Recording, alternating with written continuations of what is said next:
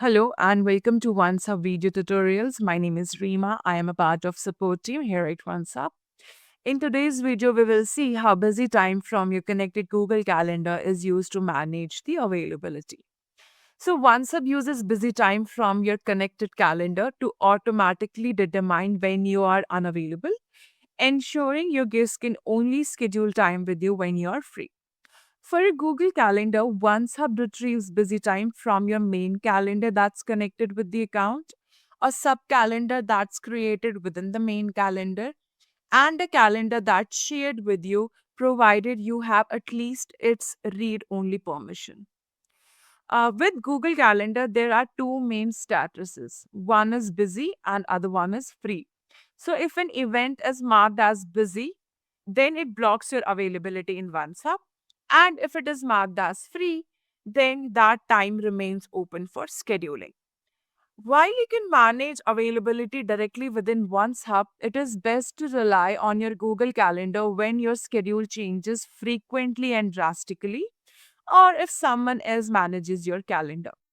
It can also be used when you receive bookings from multiple sources like email invites, shared calendars, or some external meetings, and when you want everything to be at a single and centralized place.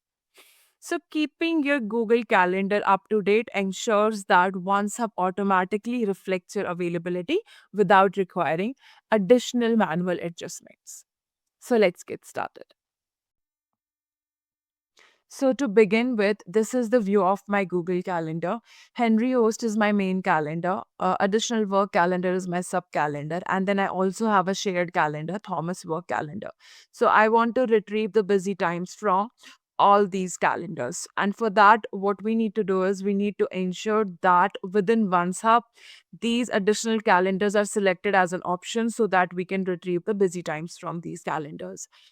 So we would first need to sign in to our OneSub account and then click the profile icon on the top right corner. Go to user integrations. Here we will click on our calendar, Google Workspace. There's an option of busy time is retrieved from, and we will click on edit. This will show you a list of all the sub calendars and shared calendars that you have, and you will be selecting the ones that you want to use to retrieve the busy time. So I'm selecting my sub calendar, additional work calendar, and the shared calendar, Thomas work calendar, and save. So now what this will do is it will retrieve busy times from all three calendars, the main one, the sub calendar, and the shared calendar. So let's just quickly open our booking link and see how this works. So we will go to our booking page scheduling setup and we will be opening the booking link from here. This is my booking link. Now here, if you can see, we will go to March. Now, 2nd of March is marked as available for booking at the moment. So, if we go to our Google Calendar and let's just try blocking out this day. So, this is my Google Calendar. For 2nd, I'll mark a PTO for the entire day.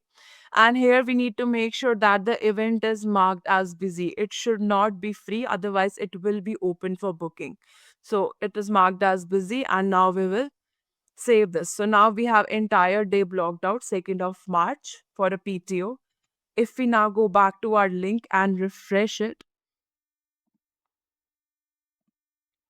so I'm going to refresh the page. Now we will see that 2nd of March is no longer available for booking. Similarly, if you have a busy block on your sub calendar or the shared calendar, that will also be unavailable for booking on your booking link. That's all for today's video. Thank you for watching.